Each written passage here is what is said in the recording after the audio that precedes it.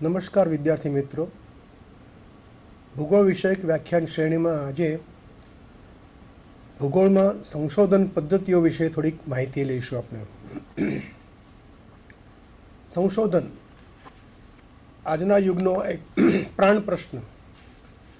જ્યાં ત્યાં આપણે સમાચારમાં વાંચતા હોઈએ છીએ કે દરેક ક્ષેત્રે સંશોધન થઈ રહ્યું છે. અનેક પ્રકારના સંશોધનો અનેક પ્રકારની આપણી નવી જરૂરિયાતો પૂરી પાડે છે. કેટલાક સંશોધનો પાયાના છે, વૈજ્ઞાનિક સંશોધનો, અને કેટલાક સંશોધનો એવા છે જે પાયાના નથી પરંતુ લાભદાયક અને ઉપયોગી ઘણા બની શકે એવા છે. વિજ્ઞાનના વિષયોના સંશોધનની વાત આખી જુદી બની જાય. પ્રયોગશાળા હોય, જાત જાતના પ્રયોગો કરવાના હોય અને એમાંથી કોઈક વિગત શોધી કાઢવાની હોય. એમાં એ વિગત એવી છે કે અગાઉ શોધાઈ નથી અને શોધનારે એ શોધી કાઢી છે. જ્યારે સામાજિક વિજ્ઞાનોમાં જે સંશોધન કાર્ય કરવામાં આવે છે એ મૂળભૂત રીતે અસ્તિત્વમાં છે પરંતુ આપણને જાણ નથી એવી પરિસ્થિતિ છે. તો એવી સ્થિતિ કે જે વસ્તુ આપણને જાણ નથી એવી શોધી કાઢવાની કેટલીક પદ્ધતિઓ સામાજિક વિજ્ઞાનમાં જે પ્રવર્તે છે એને આપણે સંશોધન પ્રવૃત્તિઓ કહીએ છીએ. સંશોધન પદ્ધતિઓ એક કરતાં વધુ પ્રકારની હોઈ શકે. જુદા જુદા વિષયોને સંદર્ભમાં જુદી જુદી પદ્ધતિઓ અમલમાં આવે છે. જેમ કે આર્ટ્સ એટલે કે વિજ્ઞાન વિભાગના જે વિષયો છે, ઇતિહાસ, અર્થશાસ્ત્ર, રાજ્યશાસ્ત્ર, માનસશાસ્ત્ર વગેરે, મનોવિજ્ઞાન, સાયકોલોજી, રાજનીતિ વિજ્ઞાન, પોલિટિકલ સાયન્સ, આ બધા વિષયો માટે સંશોધનો જરૂરી છે. સંશોધનો થયા પણ કરે છે અને એ અંગેની વિગતો જુદા જુદા સામયિકોમાં, જે તે વિષયલક્ષી સામયિકો હોય એમાં આવતી હોય છે. ભૂગોળના અભ્યાસમાં પણ સંશોધન પ્રવૃત્તિઓ એ છેલ્લા 4 દાયકાથી શરૂ થયેલી નવી અભ્યાસ શાખા છે એમ કહીએ જ ચાલે. ભૂગોળની ઘણી અભ્યાસ શાખાઓ છે. એ દરેક અભ્યાસ શાખાની અંદર અગાઉ જે કંઈ જ્ઞાન હતું એમાં ક્રમશઃ થોડું થોડું જ્ઞાન ઉમેરાતું જાય છે અને એ જ્ઞાનનું ઉમેરણ કોઈક નવા સંશોધનને પરિણામે હોય છે. અગાઉ ભૂગોળ માટે કેપ એન્ડ બે જ્યોગ્રાફી એવું કહેવાતું, એટલે કે અખાત અને ભૂશિરોની ભૂગોળ. સપાટી ઉપર કયું સ્થળ ક્યાં આવ્યું અને ત્યાં કેવી રીતે પહોંચાય એ ભૂગોળ એવો એક વ્યાપક પણ ભ્રામક ખ્યાલ હતો. વાસ્તવિક રીતે ભૂગોળનો આપણે અર્થઘટન કરવા બેસીએ તો વ્યાપક ક્ષેત્ર છે એનું, અને એમાં નવી નવી શાખાઓ ઉદ્ભવતી જાય છે. પ્રત્યેક શાખામાં હવે ગાણિતિક પદ્ધતિઓ, ક્વોન્ટિફિકેશન, એનો પણ અમલમાં ઉપયોગ થતો જાય છે અને એને માટે કેટલાક ગણિતિક અભ્યાસક્રમો, ગણિતના તેમજ સ્ટેટિસ્ટિક્સ, અંક આલેખન પદ્ધતિઓ, એનો ઉપયોગ કરવાનો હોય છે. અને એ બધાના અનુકૂળ થઈને આપણે નવું સંશોધન તારવવાનું હોય છે અને એ સંશોધન તારવવા માટેની કેટલીક પદ્ધતિઓ ધીમે ધીમે શોધાતી ગઈ છે. શરૂઆતનું સંશોધન એ માત્ર અવલોકનને આધારે થતું. ત્યાર પછીનું સંશોધન અવલોકનની સાથે થોડુંક થોડુંક પ્રત્યક્ષ જ્ઞાન ભૂતકાળનું હોય એને ઉમેરીને થવા માંડ્યું. અને છેલ્લા 2-3 દાયકાથી ભૂગોળ વિષયક અભ્યાસક્રમના સંદર્ભમાં જે નવી શાખાઓ આવી છે, ઉદ્ભવી છે, એ અભ્યાસ શાખાઓમાં મુખ્યત્વે ગણિતિક પાયો હોય એવા સંશોધનોને સામેલ કરવામાં આવે છે. એટલે કે અત્યંત ચોકસાઈપૂર્વકની માહિતી મળવાની છે. અંદાજે અથવા 68 આવું હોઈ શકે એવું ધારતા નથી આપણે. કેટલીક પદ્ધતિઓ જેમાં અનુમાન કરવાના હોય છે, પૂર્વાનુમાન, હાઇપોથેસિસ, પૂર્વધારણાઓ અથવા તો વિકલ્પનાઓ. આ જે પૂર્વધારણાઓ હોય છે, હાઇપોથેસિસ, એને આપણે માની લઈએ છીએ અને ત્યાર પછી એને સાચી છે કે ખોટી એ સાબિત કરવાનો પ્રયત્ન કરવાનો હોય છે. એ સંશોધનનો મૂળભૂત પાયો છે. સંશોધન કેવી રીતે શરૂ કરવું, કેવી પ્રક્રિયાઓ છે, કયા ક્રમમાં આગળ વધવું જોઈએ, અને છેલ્લે જ્યારે સંશોધન તમે જે કરવા માગ્યું હોય, જે ઈચ્છ્યું હોય, તમારો જે હેતુ હોય એ તમે લગભગ પહોંચવા પામ્યા હો, એ હેતુ સફળ થયો એવું લાગે ત્યારે સંશોધન કાર્ય પૂરું થયું કે તમે જે કંઈક શોધી કાઢવા માગતા હતા એ શોધી કાઢ્યું છે અને એ સંશોધન કાર્ય પૂરું થયું. એ પછી એ સંશોધન કાર્ય માટે તમે જેની જેની મદદ લીધી હોય એનો ઋણ સ્વીકાર તમારે કરવાનો હોય. આ જે આખી સમગ્ર પ્રક્રિયા છે એને જુદા જુદા 8 તબક્કામાં વહેંચી દેવામાં આવી છે. એ 8 તબક્કા આ રીતે છે.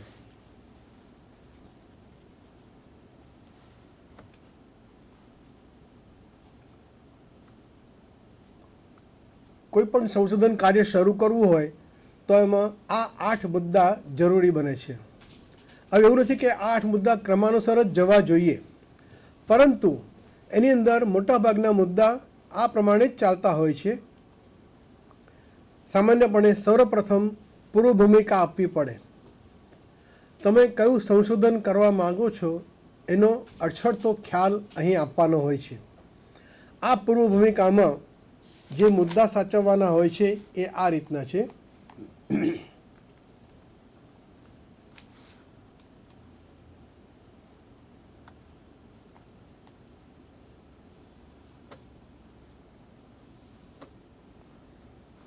પૂર્વ ભૂમિકામાં સર્વપ્રથમ પ્રાસ્તવિક વિષયની ઓળખ. તમે કયા વિષય વિશે કંઈક સંશોધન કરવા માગો છો અથવા તમે જે સંશોધન કાર્ય કર્યું છે એમાં સૌથી પહેલાં આ થોડીક પ્રસ્તાવના કરવાની જરૂરી હોય છે કે જે વિષય તમે લીધો છે એ વિષય શું છે એની વિશે થોડીક માહિતી તમારે આપવાની હોય છે. ત્યાર પછી બીજા ક્રમે આવે છે વિષયનો પસંદગીનો હેતુ. આ મુદ્દો પસંદ કરવાનો તમારો હેતુ શું છે? હવે હેતુ એવો હોવો જોઈએ કે જે અત્યાર સુધી કોઈએ પસંદ કર્યો ન હોય અથવા એ વિશે કોઈને ખાસ માહિતી ન હોય. અગાઉ જે કામ થઈ ગયા હોય, જે સંશોધનો થઈ ગયા હોય, એના એ સંશોધનો ફરીથી રજૂ કરવાનો કોઈ અર્થ રહેતો નથી. કારણ શું કે જે વસ્તુ અગાઉ થઈ ગઈ છે એનું મહત્ત્વ વધારે હોય. આપણે જો પાછળથી એની એ જ વિગતો આપવા માગતા હોઈએ તો આપણે રજૂ કરવા માગતા હોઈએ એ વિગતોનું કોઈ જ મહત્ત્વ રહેતું નથી.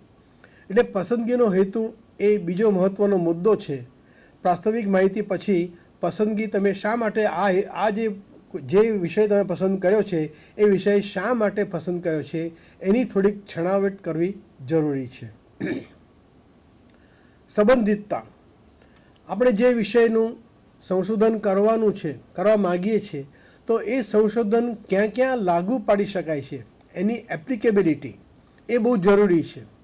હવે એવું સંશોધન કરીએ કે જેનો ઉપયોગ કરનાર સિવાય કદાચ કોઈને જરૂરી ન લાગતો હોય અથવા ક્યાંય એનો ઉપયોગ કોઈ અન્ય લોકો કરી શકતા ન હોય તો એવા સંશોધનની કોઈ જ કિંમત નથી. એને માટે આપણે એમ કહીએ કે ખાલી સમય વેડફવાનું કાર્ય થયું છે. તો કયા સ્થળે એ સંબંધિતતા છે એની એ જણાવવું જોઈએ અને કયા ક્ષેત્રોમાં એ લાગુ પાડી શકાય છે. ભલે ભૂગોળ વિષયનું સંશોધન ક્ષેત્ર હોય, પરંતુ એમ પણ બને કે ઇતિહાસ વિષયને પણ લાગુ પડી શકે, ત્યાં પણ એ ઉપયોગમાં આવી શકે. અથવા તો અર્થવિજ્ઞાન, ઇકોનોમિક્સ કે પોલિટિકલ સાયન્સ, રાજનીતિશાસ્ત્ર, આ બધા વિષયો પણ આપણે કરેલું એ સંશોધન ઉપયોગમાં આવી શકે એમ છે. તો એ જે ક્ષેત્રો હોય કે જ્યાં એની ઉપયોગિતાની સંભાવના છે એના વિશે થોડી પણ માહિતી આપવી જોઈએ. અભ્યાસ કરી આપણે એની જરૂરિયાત શું છે એ પણ જણાવવું જોઈએ. એક સામાન્ય ઉદાહરણ આપું. આપણને ફોટોગ્રાફીનો શોખ હોય, ફોટા પાડવા બેસીએ, નવો કેમેરા લીધો હોય અને એક સૂર્યાસ્તનો સરસ ફોટોગ્રાફ દેખાય આપણને, કે એવા સરસ સૂર્યાસ્ત 2-4 વાદળો વચ્ચે દેખાય છે અને એનો ફોટોગ્રાફ પાડીએ, 5 જણને દેખાડીએ. પછી આપણને ખબર પડે કે 5 આપણા કરતાં વધુ સારા દ્રશ્યોવાળો સૂર્યાસ્તનો ફોટોગ્રાફ લીધેલો છે. તો એમને માટે આપણા ફોટોગ્રાફની કોઈ જ કિંમત રહેતી નથી. એટલું જ નહીં, પણ સૂર્યાસ્તના કે સૂર્યોદયના ફોટોગ્રાફ્સ આપણી અગાઉ બીજા હજારો લોકોએ જુદા જુદા સ્થળેથી જુદા જુદા સમય લીધેલા છે, જુદા જુદા દ્રષ્ટિકોણથી, જુદા જુદા એંગલથી, કોણથી, બિલકુલ સામેથી હોય, નીચેથી હોય, ઉપરથી હોય, વગેરે વગેરે. એ જ્યારે આપણે જાણીએ ત્યારે ખ્યાલ આવે કે આપણે જે નવું કહ્યું છે એવું વિચારીએ છીએ એ સંશોધન કાર્ય એટલે કે એ સૂર્યાસ્તનો ફોટોગ્રાફ હકીકતમાં અગાઉ ઘણા ફોટોગ્રાફ પછીનો છે. અગાઉ કામ થઈ ચૂક્યું છે એનું એ કામ આપણે જ્યારે ફરી કરીએ ત્યારે આપણા કામની કિંમત આપણા માટે કદાચ રહે, બીજા કોઈ માટે કશી જ રહેતી નથી. એટલે આ જે મુદ્દો છે ત્રીજો, અભ્યાસની આવશ્યકતા જરૂરી શી છે અને એનું મહત્ત્વ શું છે એ જણાવવું જોઈએ. આવશ્યકતા ક્યારે હોય કે આપણે કરેલો અભ્યાસ અગાઉ કોઈએ કર્યો ન હોય, અથવા અગાઉ કોઈ થઈ ગયેલા અભ્યાસ કરતાં આપણે સહેજ જુદા પડતા હોઈએ કોઈ એક બાબતમાં, કોઈ બે ચાર બાબતમાં, કોઈ એક બે મુદ્દા એવા હોય કે અગાઉના કોઈ અભ્યાસોમાં આપવામાં આવ્યા ન હોય, ચર્ચવામાં આવ્યા ન હોય, એ પાસાને ત્યાં સ્પર્શવામાં આવ્યા ન હોય, તો એ આપણે કરીએ છીએ. એ આપણું મૌલિક પ્રદાન છે અને એ આવશ્યકતા હોવાને કારણે એનું મહત્ત્વ વધી જાય છે અને એટલા માટે આપણો સંશોધન અભ્યાસ કંઈક અંશે વધુ ગણતરીપૂર્વકનો મહત્ત્વ ધરાવતો થાય. હવે આપણે જે અભ્યાસ કરવા માગીએ એ અભ્યાસ કયા વિસ્તારને આવરી લે છે એ પણ જણાવવું જરૂરી છે. કે તમે જે અભ્યાસ કરવા માગો છો એ અભ્યાસ કોઈ એક ક્ષેત્ર માટે મર્યાદિત છે, નાનું ક્ષેત્ર છે, જેમ કે કોઈ એક તાલુકો, અથવા એથી પણ નાનું કહીએ કોઈ એક નાનું ગામ, કોઈ એક નાના ગામની કે જેમાં 700-800 કરતાં વધારે વસ્તી રહેતી ન હોય, જનસંખ્યા કુલ 1000થી વધારે ન હોય, એવા ગામની કોઈક સામાજિક પ્રણાલી અથવા એને કોઈક વર્તનલક્ષી વાત રજૂ કરવા માગતા હોઈએ તો એ ગામ કયું ગામ છે, ક્યાં આવેલું છે, એની વિગતો અભ્યાસ ક્ષેત્ર ગણાય આપણું, એની આપણે આપ્યા અભ્યાસક્રમના શરૂઆતમાં પ્રાસ્તાવિકમાં આપવી જોઈએ. જો પ્રદેશનું ક્ષેત્ર એટલે વ્યાપ વધારે હોય તો જેમ કે એક ગામને બદલે 10-15 ગામનો સમૂહ, અથવા સમગ્ર એક તાલુકો અથવા જિલ્લો કે રાજ્ય, અથવા એથી આગળ વધીને કોઈ એક સમગ્ર રાષ્ટ્ર, ઘણો વ્યાપક વિસ્તાર, એને આવરી લેતી કોઈક માહિતી આપણે ઉદ્ભવવા માગતા હોઈએ તો જે પ્રદેશ છે એનો નિર્દેશ આપણે આપણી પ્રાસ્તાવિકતામાં બતાવવો જોઈએ.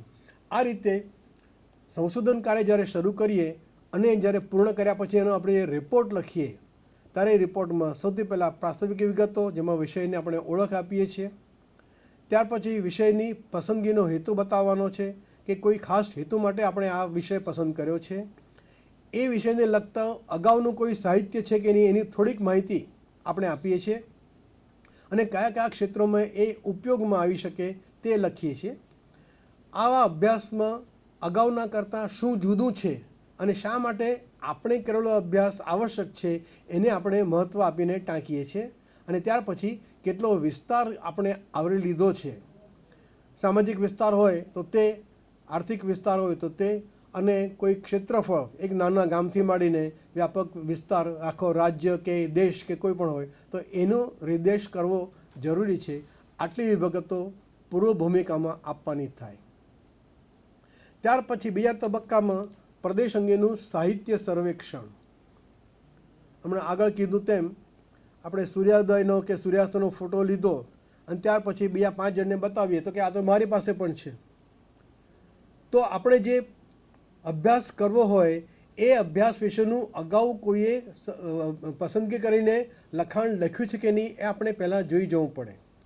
એટલે આપણો જે પસંદગીનો વિષય હોય એ વિષયને લગતું જેટલું સાહિત્ય આપણા પહેલાં કોઈએ પ્રકાશિત કર્યું હોય તો એનો આપણે ઉલ્લેખ આપણા અભ્યાસક્રમમાં કરવાનો થાય. એ અભ્યાસક્રમોમાં જે તારવણી આપેલી હોય, દરેક સંશોધન અભ્યાસમાં છેલ્લે એની તારવણી હોય જ, આપણે અભ્યાસમાં પણ આપવાની છે. તો અગાઉના આપણે જે અભ્યાસક્રમ, આપણે જે સંશોધન હેતુ લીધો છે, મુદ્દો લીધો છે, ટૉપિક, એના સંદર્ભમાં અગાઉ જે અભ્યાસો થયા હોય, જો થયા હોય તો એ અભ્યાસકારોએ, એ સંશોધનકારોએ પોતાના અભ્યાસને અંતે જે તારણ આપ્યું હોય એ તારણનો આપણે અહીંયા સંદર્ભ લેવાનો છે. કે એક વ્યક્તિએ પોતાના અભ્યાસમાં અમુક તારણ કાઢ્યું છે, બીજી વ્યક્તિએ બીજું તારણ છે, ત્રીજી વ્યક્તિએ ત્રીજું તારણ કાઢ્યું છે. એને આધારે હવે આપણે જે અભ્યાસ કરવા જઈએ છીએ એમાં જુદા પ્રકારનો તારણ આપણે કાઢવા વિચારણાશીલ છે. આપણી ધારણા છે કે જુદું તારણ આવશે. તો આ જે અગાઉના અભ્યાસો છે એનો નિર્દેશ આપણે આપણા અભ્યાસક્રમમાં છેલ્લે કરવાનો આવે છે. કારણ કે અભ્યાસમાં મુખ્ય વિગતો અને છેક છેલ્લે સંદર્ભ સૂચિ અને નોંધ આવે એમાં આપણે કયા અભ્યાસક્રમો, અગાઉના કયા સંશોધનો, પછી કોઈ સંશોધન પત્ર હોય, કોઈનું રિસર્ચ પેપર હોય, કોઈની PhD થીસીસ હોય, અથવા પ્રકાશિત થયેલા જર્નલનો આધાર લીધેલો હોય, અથવા પુસ્તકો હોય કે એટલાસ હોય, અથવા કોઈ વિશિષ્ટ પ્રકાશનો હોય. આ જેટલા અગાઉ થઈ ગયેલા પ્રકાશનોનો આપણે આધાર લીધો હોય એનો આપણે નિર્દેશ કરવો અનિવાર્ય છે. કારણ આપણે બતાવીએ છીએ કે અગાઉનો અભ્યાસ કરતાં આપણો અત્યારનો અભ્યાસ અમુક હદે અમુક બાબતોમાં જુદો પડે છે, જે અગાઉ કોઈ જગ્યાએ નહોતો. એ જે બાબત જુદી પડે છે એ આપણું પોતાનું મૌલિક પ્રદાન છે, એ સૂચવવા માટે આ જરૂરી છે. તો સાહિત્ય સર્વેક્ષણમાં અગાઉને આપણા પસંદ કરેલો જે વિષય છે એને લગતા અને આનુષંગિક હોય એવા અન્ય સંશોધન પ્રકાશનો વિશે ટૂંક જાણકારી અને એની ટિપ્પણી એટલે કે એ જે અભ્યાસક્રમમાં છે એ શું યોગ્ય હતું અથવા તો શું બનાવ્યું છે, શું જાણકારી આવી છે, શું એનું છેલ્લે સંશોધનનું આવ્યું છે, એ બતાવવાની વાત છે તે. અને તે પછી જે વિષય આપણે પસંદ કર્યો છે એ અગાઉના પ્રકાશનો કરતાં કઈ રીતે જુદો પડે છે એની આપણે છણાવટ કરવી પડે. આ બધી વિગતો સાહિત્યને લક્ષી છે. એટલે સંશોધન કરતી વખતે જે સાહિત્ય સર્વેક્ષણ કરવાનું હોય એમાં આ બે મુદ્દા, અગાઉના અન્ય સંશોધનો વિશેનો ટિપ્પણીનો ભાગ અને તે પછી આપણે જે સંશોધન કરીશું એ અગાઉ કરતાં કેવી રીતે જુદું પડશે, જે આપણું સ્વતંત્ર મૌલિક પ્રદાન છે એ વિશેનો થોડોક અછડતો ઉલ્લેખ, થોડીક છણાવટ કરવાની રહે. આ સંશોધનનું મૂળભૂત અથવા સ્વતંત્ર પોતિકું પ્રદાન એ બહુ મહત્ત્વનો મુદ્દો છે. કારણ શું કે આપણે જે સંશોધન કરીશું એ સંશોધનનું મહત્ત્વ શું મૌલિક છે એના આધારે જ છે. અગાઉ કોણે શું કર્યું એનો આધાર નથી, એનું મહત્ત્વ નથી. આપણે શું કર્યું છે એનું વધારે મહત્ત્વ છે, કારણ કે એનું નામ જ સંશોધન છે. જે નથી એ આપણે આપીએ છીએ. અને એટલા માટે જ આ ત્રીજો જે મુદ્દો છે સંશોધનનું પોતિકું પ્રદાન, મૌલિક પ્રદાન પોતાનું શું છે